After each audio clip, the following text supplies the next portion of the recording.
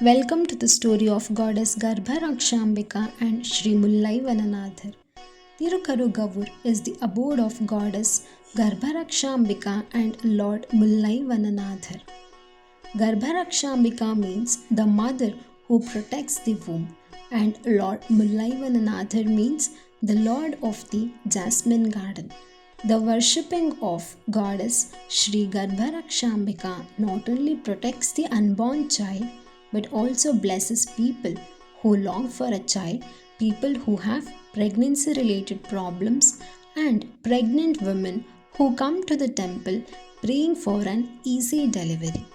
The worshipping of Lord Mullaivana Nathar will cure all kinds of skin diseases.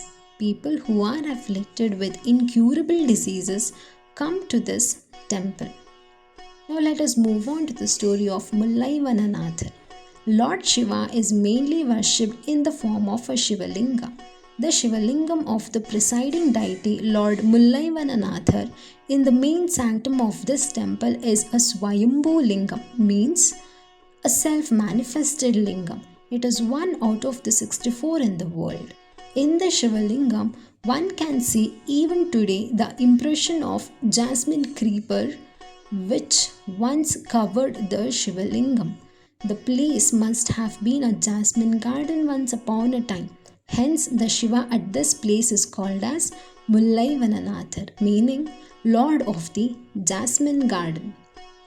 The lingam of Lord Mullaivana Nathar is made of ant hill mud, therefore, there is no water abhishekam for this Lord. Instead, the lingam is merely pasted with a kind of must called punuhu in Tamil.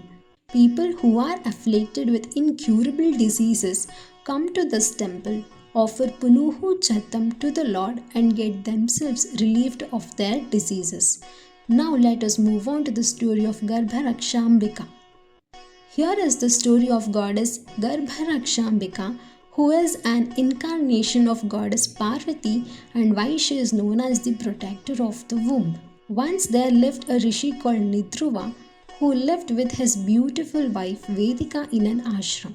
He spent his life praying to the Lord and performing holy rites. They were very happy except that they did not have a child.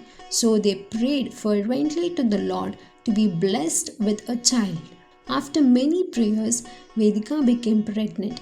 Everything was going on well and the couple were eagerly expecting their firstborn child. One day Nidruva left to visit Lord Varuna by travelling through the skies. The rishis in those days had many powers. Vedika was in the third trimester of her pregnancy. When he was gone, sage Urdhvapada visited the ashram. Vedika was alone in the ashram, and since she was in an advanced state of pregnancy and very tired after the daily household chores, she was lying down and taking rest. Vedika did not notice the rishi or hear him, therefore she failed to respond and unwillingly failed to offer due hospitality to the guest. Urdhvapada felt terribly insulted and, unaware of her pregnancy, got incensed at her conduct and cursed her for not paying due respects to him. He cursed that she should suffer from a disease called Rayuchu, as a result of which poor Vedika was struck with a foul disease which began to eat into the very vitals of not only herself but also the child in her womb. Vedika realized the effect of the curse and that the baby in the womb had become disformed because of this curse. The helpless Vedika fervently prayed for relief to goddess Parvati, who in the plenitude of her mercy appeared before Vedika. The goddess offered protection to the embryo by keeping it in a divine pot till it bloomed into a full-fledged child. The fetus that was saved by goddess Parvati develops into a beautiful healthy male child called Naidruvan, who receives blessings from Lord Shiva, Mullaivana Nathar and goddess Parvati. The holy cow Kamadhenu gives its milk to the newborn baby, thus blessing and nourishing the baby. When sage Nidruva returned and heard what had happened, he was overwhelmed by the grace of the Almighty. He prayed to Lord Shiva and Goddess Parvati that they should shower their blessings to all devotees praying to them.